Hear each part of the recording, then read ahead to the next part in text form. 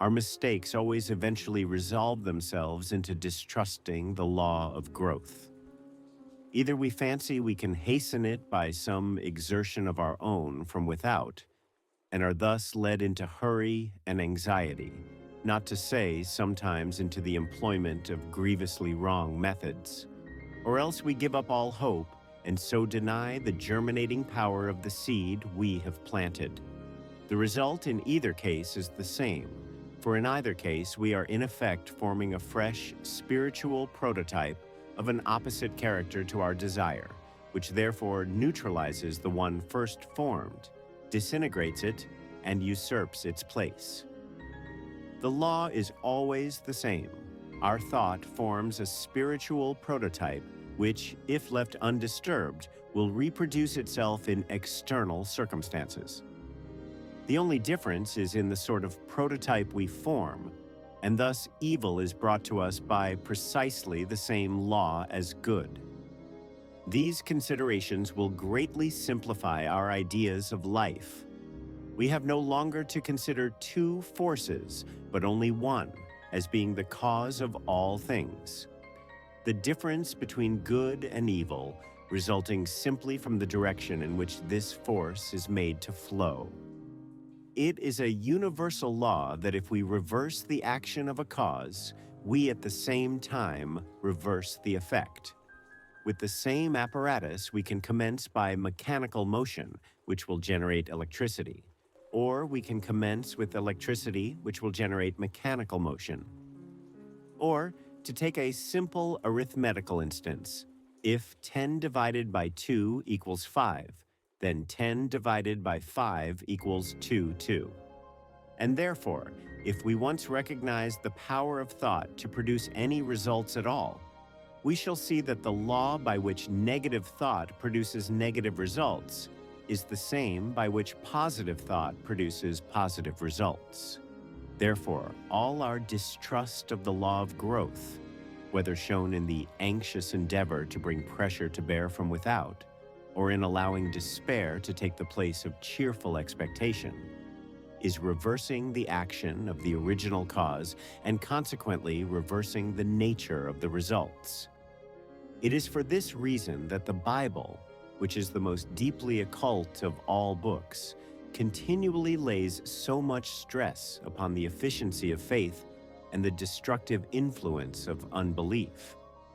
And in like manner, all books on every branch of spiritual science emphatically warn us against the admission of doubt or fear.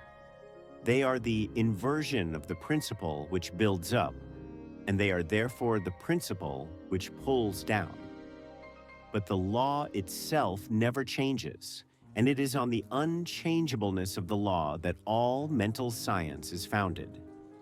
We are accustomed to realize the unchangeableness of natural law in our everyday life, and it should therefore not be difficult to realize that the same unchangeableness of law which obtains on the visible side of nature obtains on the invisible side as well. The variable factor is not the law, but our own volition, and it is by combining this variable factor with the invariable one that we can produce the various results we desire. The principle of growth is that of inherent vitality in the seed itself, and the operations of the gardener have their exact analog in mental science. We do not put the self-expansive vitality into the seed, but we must sow it, and we may also, so to speak, water it by quiet, concentrated contemplation of our desire as an actually accomplished fact. But we must carefully remove from such contemplation any idea of a strenuous effort on our part to make the seed grow.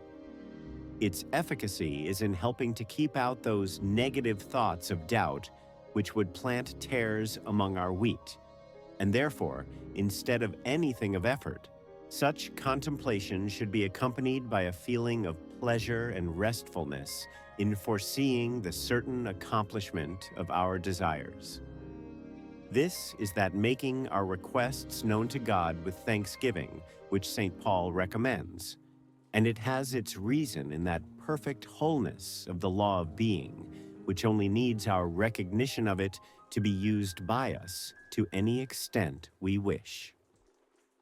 Some people possess the power of visualization, or making mental pictures of things, in a greater degree than others, and by such, this faculty may advantageously be employed to facilitate their realization of the working of the law.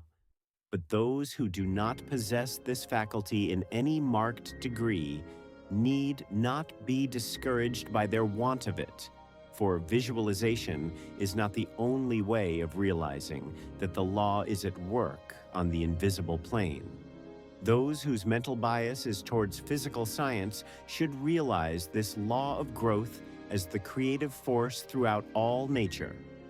And those who have a mathematical turn of mind may reflect that all solids are generated from the movement of a point, which, as our old friend Euclid tells us, is that which has no parts nor magnitude, and is therefore as complete an abstraction as any spiritual nucleus could be. To use the apostolic words, we are dealing with the substance of things not seen, and we have to attain that habit of mind by which we shall see its reality and feel that we are mentally manipulating the only substance there ultimately is, and of which all visible things are only different modes. We must therefore regard our mental creations as spiritual realities, and then implicitly trust the law of growth to do the rest.